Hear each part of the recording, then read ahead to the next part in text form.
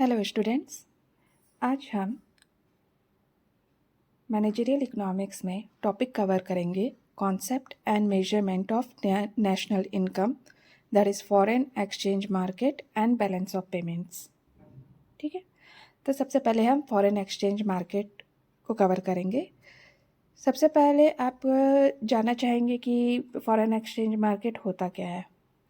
ठीक है, तो फॉरेन एक्सचेंज मार्केट वर्ड से समझ में आ रहा है, फॉरेन है, एक्सचेंज है एंड मार्केट है। यानी फॉरेन से हम कोई चीज़ अदला बदली करते हैं और वो मार्केट कहलाता है। मार्केट क्या होती है? जब हम वहाँ बायर और सेलर एक दूसरे से मिलते हैं तो उसे मार्केट कहा जाता है। तो वैसे ही फॉरेन के सामान लेन देन अपने खुद के कंट्री और दूसरे कंट्री के बीच में लेन देन होता है, इंपोर्ट एक्सपोर्ट होता है, एक्सचेंज होती है, प्रोडक्ट सर्विसेज और ये सारी चीज़ें, तो वो फॉरेन एक्सचेंज मार्केट कहलाती है। ठीक है, जिसमें हर तरह के पार्टिसिपेंट्स जो रहते हैं वो क्या करते हैं, अपने प्रोडक्ट एंड सर्विसेज को सेल करते हैं, परचेज करते हैं, एक्सचेंज करते हैं, थियोराइज करते हैं करेंसीज का। ठीक है, करेंसीज भी एक्सचेंज होती हैं। ठीक है, foreign exchange market are made up of investment management firms. किस तरीके से बना होता है? इन्वेस्टमेंट मैनेजमेंट फर्म्स रहते हैं, बैंक रहता है, सेंट्रल बैंक रहता है, hedge fund, commercial companies, investor, retail forex brokers, ये सारे फॉरेन एक्सचेंज मार्केट को बनाते हैं। The major participants involve in foreign exchange market are forex broker. Major participants कौन होते हैं फॉरेन एक्सचेंज मार्केट में? फॉरेक्स ब्रोकर्स होते हैं, कमर्शियल बैंक होते हैं, अदर लेजिटिमाइज्ड डीलर्स होते हैं, मॉनेटरी अथॉरिटीज़ होते हैं। ठीक है, it is important to note that although participants may possess their own trading centres, हर एक पार्टिसिपेंट के पास अपना खुद का एक ट्रेडिंग सेंटर होता है, बल्कि the market itself is spread world wide, जबकि मार्केट जो रहता है वो पूरे विश्व में फैला हुआ है। There is a close and continuous contact between the trading center and there is more than one market where the participant can deal. यहाँ पे एक से ज़्यादा पार्टिसिपेंट यहाँ पे मिलते हैं और डील होती है। ठीक है, क्लोज और कंटिन्यूस कांटेक्ट होता है ट्रेडिंग सेंटर्स में, है ना। जैसे एक कंट्री है, उसका ट्रेडिंग सेंटर है, दूसरा कंट्री है और उसका ट्रेडिंग सेंटर है, उनके बीच में क्लोज और कंटिन्यूस कांटेक्ट होता रहता है फॉर एक्सचेंज। ठीक है, प्रोडक्ट का डील होना। Then demand of foreign exchange. People demand foreign exchange because they want to buy commodities and services from other nation. Generally हम लोग फॉरेन एक्सचेंज क्यों करते हैं? क्योंकि लोगों को ये अच्छा लगता है कि विदेशों से वो कुछ कमोडिटी या सर्विसेज खरीदे। ठीक है, तो ये they want to send present abroad, या तो वो प्रेजेंट देना चाहते हैं अब्रॉड में। ठीक है, या फिर फाइनेंशियल एसेट खरीदना चाहते हैं वहाँ के पर्टिकुलरली नेशन के, वहाँ मतलब कि वहाँ का आप लैंड, कुछ फैक्ट्रीज या फिर कुछ भी खरीदना चाहते हैं, तो वो नेशन के दूसरे नेशन का, तो वो आपके डिमांड हो गया फॉरेन एक्सचेंज का। ठीक है, then supply of foreign exchange. ये तो हो गया डिमांड। डिमांड में क्या क्या हुआ आपका? वहाँ के कमोडिटीज, सर्विसेज, एसेट्स आप खरीद रहे हो। ठीक है, सप्लाई में क्या होगा? आप यहाँ नेशन के जो रहेंगे उनको आप क्या करोगे? एक्सपोर्ट करोगे। ठीक है, एक्सपोर्ट करोगे क्या? डोमेस्टिक कमोडिटीज़ और सर्विसेज को फॉरेनर्स को आप कमोडिटीज़ और सर्विसेज जो रहेंगे वो आप क्या कर रहे हो? दे रहे हो, ट्रांसफ़र कर रहे हो। यहाँ के आप होस्ट नेशन हो तो आप अपने एसेट्स को फॉरेनर को बेच रहे हो, ये सप्लाई हो गया। ठीक है, then types of foreign exchange market. तो 3 टाइप्स के फॉरेन एक्सचेंज मार्केट होते हैं। पहला होता है the spot forex market, second होता है द फॉरवर्ड फॉरेक्स मार्केट और थर्ड होता है द फ्यूचर फॉरेक्स मार्केट। तो पहला हम पढ़ेंगे स्पॉट फॉरेक्स मार्केट।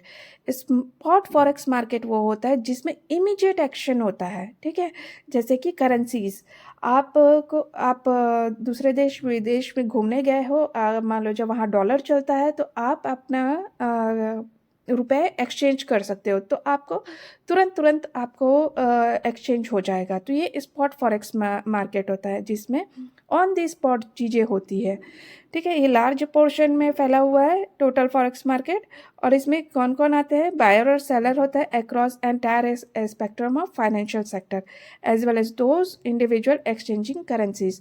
ऐसे जो बायर और सेलर आते हैं जो फाइनेंशियल सेक्टर से फाइनेंशियल सेक्टर से लिंक रखते हैं और ऐसे जो करेंसीज एक्सचेंज करते हैं, ठीक है। Then forward forex market. Forward forex market क्या होता है, ऐसे एग्रीमेंट जिसमें बायर और सेलर जो रहते हैं वो एक्सचेंज करते करेंसी, एक एग्रीड प्राइस में उन लोग करेंसी एक्सचेंज करते हैं और फ्यूचर में एक डेट डिसाइड किए रहते हैं कि उस समय हम करेंसीज एक्सचेंज करेंगे और उसका अमाउंट क्या होगा, ठीक है।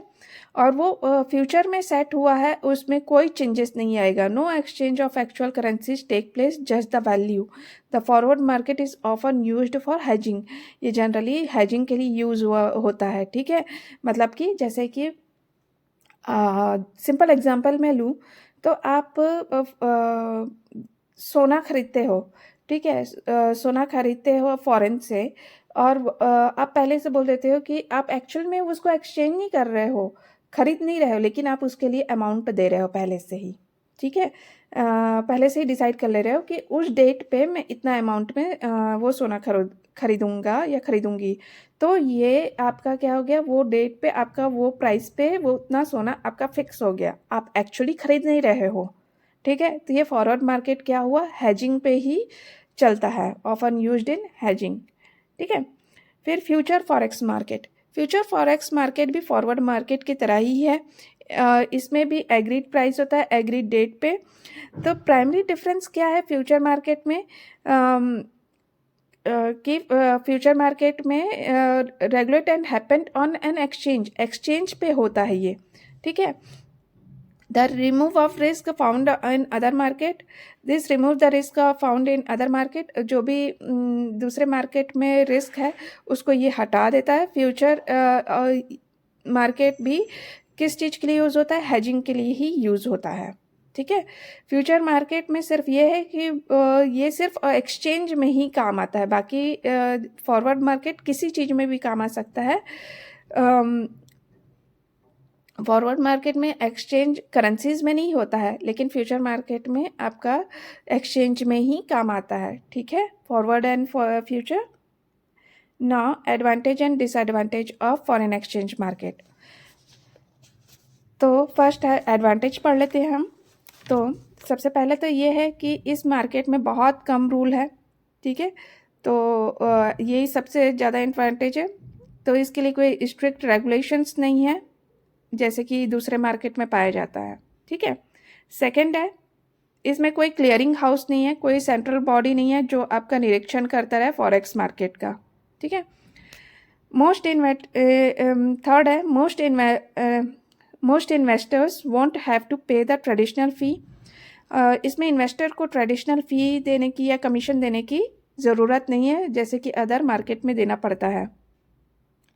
ये मार्केट जो रहता है 24 आवर्स अ डे ओपन रहता है, आप कभी भी किसी भी समय पे आप एंट्री कर सकते हो, कभी भी एग्जिट कर सकते हो, इसमें कोई रिस्क नहीं है, ठीक है। Finally if you are worried about risk and reward, अगर आप वरी कर रहे हो रिस्क या रिवॉर्ड के लिए तो आप कभी भी उसमें अंदर घुस सकते हो, उस मार्केट में कभी भी बाहर निकल सकते हो, है ना। और आप जितना चाहे करेंसी खरीद सकते हो, जितना आप अफोर्ड कर सकते हो, आपका अकाउंट बैलेंस जितना अफोर्ड कर सकते हैं उतना ज़्यादा आप करेंसी खरीद सकते हो। और ब्रोकर्स क्या करते हैं, इसमें अपना फ़ायदा उठाने की कोशिश करते हैं, ठीक है। डिसएडवांटेज पढ़ते हैं। ओके, देन फर्स्ट है, ऐसे तो मार्केट जो है वो अनरेगुलेटेड है, ठीक है, कोई उसको रेगुलेट नहीं कर रहा है, ये सबसे बड़ा डिसएडवांटेज है। इससे क्या होगा, रिस्क क्रिएट होगा और कोई देखने वाला, कोई निरीक्षण करने वाला नहीं है। तो यहाँ पे रिस्क फ्री ट्रांजैक्शंस को ओवरड्यू हो जाता है, मतलब कि यहाँ पे रिस्क फ्री ट्रांजैक्शन होगा ये पॉसिबल नहीं है, ठीक है, उसमें रिस्क रहेगा ही रहेगा, ठीक है। देन सेकंड है leverage can help magnify profit but can also lead to high losses. आप प्रॉफिट का फ़ायदा तो उठा रहे हो, लेकिन साथ ही साथ लॉसेस भी बहुत ज़्यादा है, क्योंकि इसमें कोई सेट लिमिट नहीं है फ़ायदा उठाने का। इसमें इन्वेस्टर जो रहता है वो बहुत ज़्यादा अमाउंट लूज़ कर सकता है अगर ट्रेड गलत डायरेक्शन पे चला गया तो। समझ में आया? फिर दूसरे स्टॉक की तरह ये जो रिटर्न आता है इसमें through bonds and dividends, through interest payments और फॉरेन एक्सचेंज ट्रांजैक्शंस, वो उसमें लेस रेसिडुअल रिटर्न रहता है देन सम अदर एसेट। यहाँ पे जो भी रिटर्न्स जो रहते हैं, या तो वो डिविडेंड्स के रूप में हो, या बॉन्ड्स के रूप में है, या फिर इंटरेस्ट पेमेंट के रूप में हो, है ना, ये सारे जो रिटर्न्स रहते हैं वो क्या रहते हैं, लेस होते हैं, कम होते हैं कंपेयर टू अदर एसेट्स, ठीक है। फॉरेन एक्सचेंज मार्केट में ट्रांसपेरेंसी कम होती है। यहाँ पे ट्रांसपेरेंसी मतलब कि यहाँ पे छुपा हुआ चीज़ बहुत ज़्यादा होता है। अगर एक्सचेंज हो रहा है तो कई बार टर्म्स एंड कंडीशंस ऐसे होते हैं जो कि रिवील नहीं रहते हैं, क्योंकि इसको निरीक्षण करने वाला या निगरानी रखने वाला कोई नहीं है, इसलिए, ठीक है। तो इसमें foreign exchange can harm a trader को हार्म कर सकता है, as they do not full control how their trade are filled. उनको ये नहीं समझ में आता कि उनका ट्रेड फील्ड कैसे हो रहा है और उसका बेस्ट प्राइस क्या होगा, और उसमें उनको जो मिल रहा है इंफॉर्मेशन वो लिमिटेड है या फिर ठीक है, ये इनको समझ में नहीं आता है। उनके कोट कैसे होंगे ये भी नहीं समझ में आता है, इसलिए इसमें ट्रांसपेरेंसी बहुत कम होने की वजह से ये बहुत रिस्क है इसमें, ठीक है। फिर what is foreign exchange rate? Foreign exchange rate क्या है? The foreign exchange forex rate or foreign exchange rate is the cost of price of one currency in term of another currency. The currency from the other nation are linked and associate, which enables the comparison of international cost and prices. देखो, foreign exchange rate वो है जैसे कि एक देश की currency दूसरे देश के कंपैरिजन कितना है, ठीक है। जैसे कि एग्जांपल लेते हैं, एक आप कोई सामान खरीदते हो ब्रिटेन में, मान लो जब वो 1 यूरो का है और इंडिया में उसका रेट है 80 रुपीज़, तो एक्सचेंज रेट हो गया €1 इज इक्वल्स टू ₹80, ठीक है। तो ये फॉरेन एक्सचेंज रेट हुआ। ना नेक्स्ट हम पढ़ेंगे balance of payment. The balance of payment is the statement that files all transactions between the entities, government, anatomies, or individual of one country to another for a given period of time. Balance of payment आपने laser ये सब तो बनाया होगा, है ना, finance में। तो उसी तरीके ही ट्रांजैक्शंस होते हैं, क्या आया क्या गया, है ना, फॉरेन लेवल पे, और उसकी एंट्री होती है। उसमें किस किस की एंट्री होती है? गवर्नमेंट एनाटॉमीज़ की, या फिर इंडिविजुअल का, एक कंट्री से दूसरे कंट्री का। वो एक अवधि दी जाती है, इतने से इतने तक का ट्रांजैक्शंस आया और गया, जो भी फॉरेन से रिलेटेड प्रोडक्ट है, सर्विसेज है, वो कितना आया और कितना गया, वो बैलेंस ऑफ पेमेंट कहलाता है, ठीक है। ये जो भी ट्रांजैक्शन डिटेल है वो स्टेटमेंट में मेंशन रहता है डिटेल में, है ना, और अथॉरिटी को ये बहुत क्लियर रहता है कि कितना फंड फ्लो हो रहा है। After all, if the items are included in the statement, then the inflow and outflow of the fund should match. अगर आपका बैलेंस ऑफ पेमेंट में जितना भी स्टेटमेंट आप लिख रहे हो उसमें जो भी आ रहा है और जा रहा है, उसका फंड जो रहता है आने और जाने का, वो सिमिलर होना चाहिए, ठीक है, तभी बैलेंस होगा। बैलेंस यहाँ पे वर्ड आ रहा है, मतलब कि इनफ्लो और आउटफ्लो, आवक और जावक दोनों का फंड क्या होना चाहिए? सिमिलर होना चाहिए। यानी कि एक कंट्री में आ रहा है और उसी कंट्री से जा रहा है, तो उसका जो भी फंड है वो सिमिलर होना चाहिए, तभी बैलेंस बनेगा। इसीलिए बैलेंस ऑफ पेमेंट कहा गया है इसको। ठीक है। Types of balance of payment पढ़ते हैं। तो बैलेंस फर्स्ट है करंट अकाउंट। करंट अकाउंट में क्या रहता है, आपने करंटली जो चल रहा होता है, जो भी इनकमिंग आउटगोइंग होती है गुड्स और सर्विसेज का बिटवीन द कंट्रीज, है ना, इसमें सारे अकाउंट का स्कैन किया जाता है, वो करंट अकाउंट कहलाता है। ठीक है। All the payments made of raw materials constructed goods are covered under this account. जो भी पेमेंट है रॉ मटेरियल से रिलेटेड या कंस्ट्रक्टेड गुड्स से रिलेटेड, ये उसके इस करंट अकाउंट के तहत आता है। ठीक है। Few other deliveries that include in the category are, और कुछ इस पे और क्या क्या आते हैं करंट अकाउंट में, टूरिज्म आता है, इंजीनियरिंग आता है, स्टॉक्स आता है, बिजनेस सर्विसेज आता है, ट्रांसपोर्टेशन आता है, रॉयल्टीज होता है फ्रॉम लाइसेंस एंड कॉपीराइट। ठीक है। All this combine together to make a BOP of a country. ये सब मिल करके क्या बनाते हैं, बैलेंस ऑफ पेमेंट बनाते हैं, किसका, एक कंट्री का। क्लियर है। Capital account, capital transaction like purchase and sale of asset.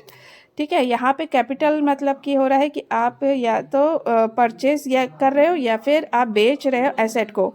Asset कौन से, नॉन फाइनेंशियल एसेट, जैसे कि लैंड हो गया, प्रॉपर्टी हो गया, ये सारे चीज़ें कैपिटल अकाउंट में आते हैं। ठीक है। ये अकाउंट टैक्स के फ्लो को, एक्विजिशन को और फिक्स्ड एसेट को, सेल को, है ना, ये सारे चीज़ें कैपिटल अकाउंट में आते हैं। जैसे कि यहाँ पे क्या होता है, जैसे कि इमिग्रेंट्स है, यहाँ से दूसरे देश जाने वाले लोग हो गए, तो उनका टैक्स हो गया, एक्विजिशंस हो गए, उनके फिक्स्ड एसेट्स हो गए, वो सारे कैपिटल अकाउंट में काउंट होंगे। ठीक है। द शॉर्टेज और excess of current account is governed by finance from the capital account and vice वर्सा।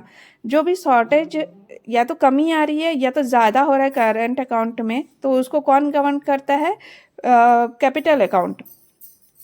ठीक है। नेक्स्ट है फाइनेंस अकाउंट। फाइनेंस अकाउंट में क्या होगा, जो भी फंड फ्लो हो रहा है between two countries through investment, जैसे कि रियल एस्टेट हो गया, आप वहाँ दूसरे देश का ज़मीन या फिर प्रॉपर्टी खरीद रहे हो, फॉरेन डायरेक्ट इन्वेस्टमेंट हो गया, ठीक है, बिजनेस एंटरप्राइजेस हो गए, ये सारे चीज़ें फाइनेंस अकाउंट में आएंगे। और ये अकाउंट क्या करेगा, calculate the foreign proprietor of domestic asset and domestic proprietor of foreign asset and analyse if it is required और selling more asset like stocks, gold, equity etcetera. इसमें क्या होगा, ये इस अकाउंट में फॉरेन प्रोप्राइटर, फॉरेन के property, domestic assets, वहाँ के डोमेस्टिक मतलब कि वहाँ के रहवासियों के एसेट्स को खरीदना, उनके फॉरेन का एसेट्स खरीदना, है ना, उसको या तो बेचना या तो खरीदना, जैसे कि स्टॉक्स हो गए, गोल्ड हो गए, इक्विटी हो गए, ये सारे फाइनेंस अकाउंट में ही कैलकुलेट होंगे। क्लियर है ना। Importance of balance of payment, importance क्या है, तो फर्स्ट है, it examines the transaction of all exports and imports of goods and service for a given period.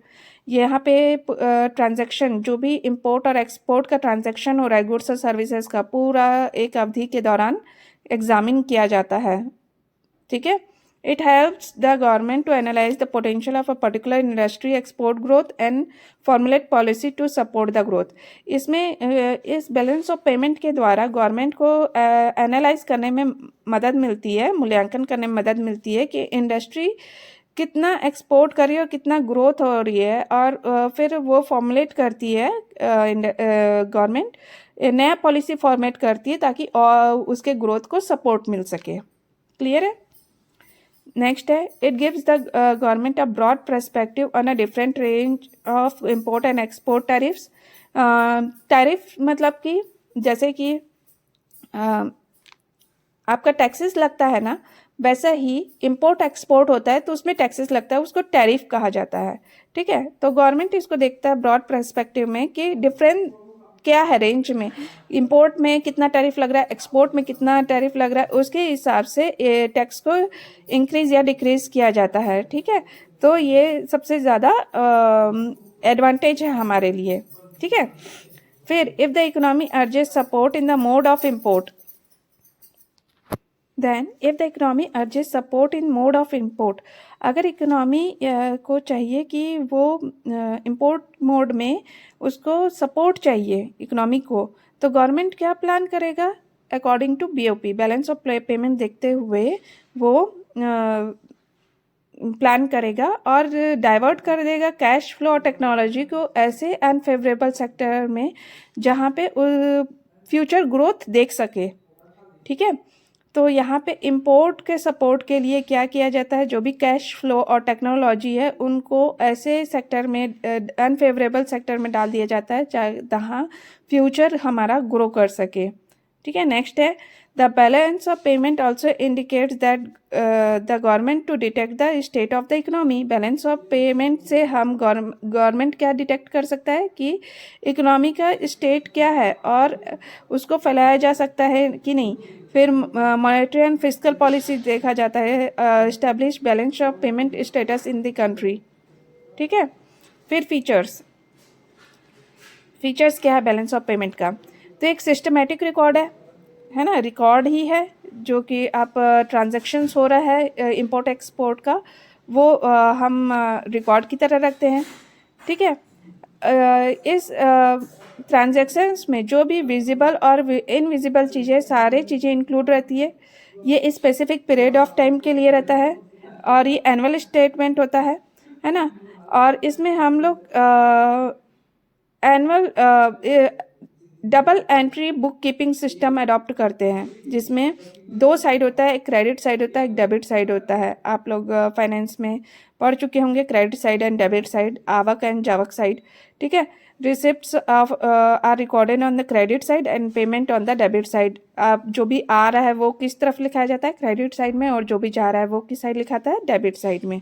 तो ये हमारा कंप्लीट है